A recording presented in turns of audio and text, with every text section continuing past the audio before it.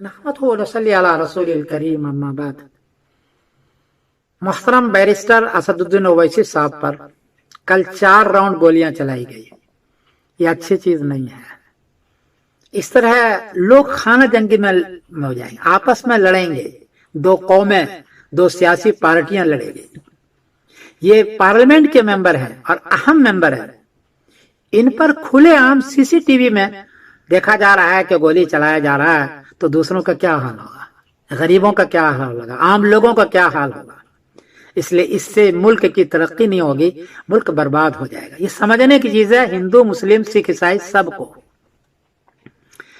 मेरा अपना तासुर यह है बैरिस्टर असदुद्दीन ओवैसी के सिलसिले में कि ये सीरत पर, नबी करीम सल्लल्लाहु अलैहि वसल्लम की जिंदगी पर बहुत अच्छी तकरीर करते हैं। मैंने इनकी तकरीर सुनी है। बैरिस्टर होकर के इस तरह की तकरीर करे, जो मौलाना तकरीर करते हों, कम लोग ऐसे बैरिस्टर होंगे जो इस तरह वालिहाना तकरीर करता हो। मैं बड़ा मुतासिर हूं।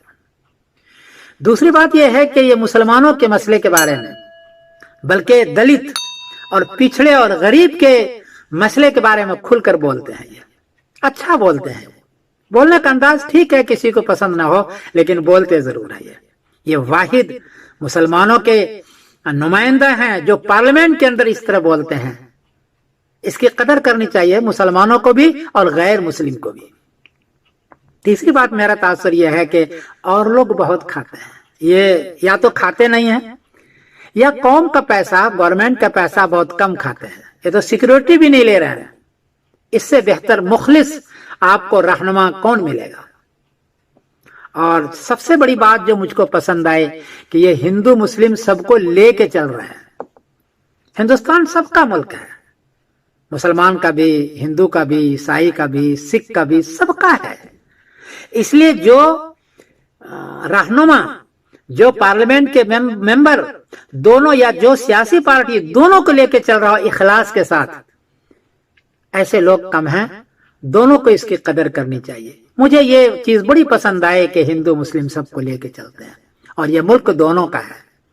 जो हजरात ये चाहते हैं कि सिर्फ हिंदू का हो जाए, ये सही नहीं कर रहे हैं, कुछ नहीं कर पाएंगे वो। इसलिए सबको इसका साथ देना चाहिए। एक मिसाल बताऊं, बर्तानिया में तरक्की कैसे होती है। यहां क्यों पूरी दुनिया से लोग आते हैं और बस जाते हैं। हर जगह के लोग यहां क्यों हैं। यहां अमन है हर एक के लिए, यहां हर एक के लिए इंसाफ है। आप इंसाफ जगह पर जाइए, 3 साल के अंदर, बल्कि 1 साल के अंदर आपका कोर्ट का फैसला हो जाएगा। अगर आप मुजरिम हैं तो आपको जरूर सजा होगी, और मुजरिम नहीं है तो आपको कभी भी सजा नहीं होगी। इतना इंसाफ है। और 1 साल में इंसाफ करते हैं। ये बड़े बड़े केस में 2-3 साल लगाते हैं, वरना आमतौर पर एक साथ करते हैं।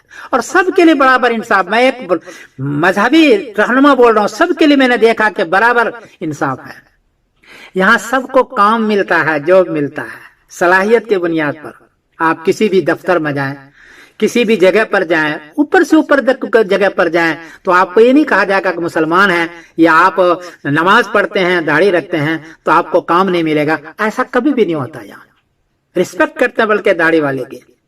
तो दूसरी बात यहाँ है जो तरक्की करने की, कि सबको जॉब मिलता है, सबको इंसाफ मिलता है, और सबकी इस मुल्क में अमन मिलता है, सबको खाना मिलता है, सबको मस्जिदा मिलती है, सबको गुरुद्वारा मिलता है, सबको ईसाइयों का जो जगह है उनको मिलता है, सबको बराबर। ये है वो तरक्की की राज। और एक बात और बताऊं, यहाँ का हर आदमी 8 घंटे तक खड़े होकर के काम करता है, हर दफ्तर में, चाहे वो पुलिस हो, दरोगा हो, जज हो, वकील हो, सियासी लीडर हो, दुकानदार हो। हर आदमी को 8 घंटे के हिसाब से यहाँ है, यहाँ महीने के हिसाब से नहीं है। जितना घंटा काम करेंगे उतना आपको पैसा मिलेगा। अगर आधे घंटे भी अगर काम नहीं किया, आपको पैसा नहीं मिलेगा। तो हर एक को दफ्तरों में काम करना पड़ता है। हमारे इंडिया, पाकिस्तान, बांग्लादेश में यह है कि जो दफ्तर में बैठे हुए हैं वो 2-3 काम करता है, बाकी सुबह से लेकर शाम तक वैसे बैठे रहता है। रिश्वत दो तो काम करेगा, वरना नहीं करते। इस मुल्क की तरक्की की बड़ी वजह यह है कि खासतौर पर जो दफ्तरों में बैठे हुए हैं, सरकारी दफ्तरों में, उनको 1 मिनट नहीं छुट्टी है। सीसीटीवी लगा हुआ है। اس کا باس اس کو دیکھ رہا ہے کہ آپ کام کر رہے ہیں کہ نہیں کر رہے ہیں. یہ ہے ترقی کا راز. اس لیے برطانیہ میں ہر آدمی آنا چاہتا ہے, اس کو اپنا وطن بنانا چاہتا. میں نے بھی اپنا وطن برطانیہ بنا لیا, اسی لیے اسی انصاف کو دیکھ کر کے.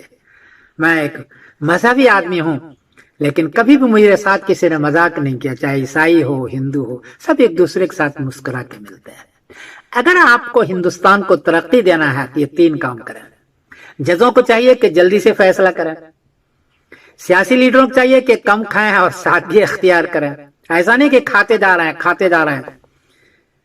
3 کروڑ کا آپ نے ٹھیکیداری لی اور صرف 10 لاکھ لگایا اور باقی سب کھا گئے اوپر سے لے کے نیچے تک, اس سے ترقی نہیں ہوگی. اور تیسری بات ہے کہ ہر ایک کا رسپیکٹ, ہر ایک کا انصاف کرو.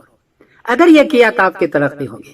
اور اگر آپ خانہ جنگی میں لگ گئے, غیر مسلم کو یا مسلمان کو یا کسی کو بھی, آپ دلت کو آپ مار رہے ہیں اور رات دن اس کو گالیاں دے رہے ہیں اور صرف مذہبی نفرتیں پھیلا رہے ہیں یا سیاسی نفرتیں پھیلا رہے ہیں, اس سے ترقی نہیں ہوگی. جن قوموں نے یہ کیا اس کی ترقی نہیں ہوئی. ملک چھوڑ کے لوگ چلے گئے اور ملک پیچھے چلا گیا. بہرحال میں اویسی صاحب کا دامت برکاتہم کا پھر ایک مرتبہ شکریہ ادا کرتا ہوں. اچھے لیڈر ہیں اور مخلص لیڈر ہیں, سب کو اس کا ساتھ دینا چاہیے. میں سیاست میں نہیں جا رہا ہوں, یہ نہیں کہا کہ تم اس کو ووٹ دو, لیکن کام تو دیکھو اس کا. اگر کام ہے تو ووٹ دو, نہیں تو نہیں دو. میری دعا ہے اللہ تعالیٰ ویسے صاحب کو زندگی عطا فرمائے, سلامت عطا فرمائے, اور میری خصوصی دعا ہے اللہ تعالیٰ جزائے خیر عطا فرمائے.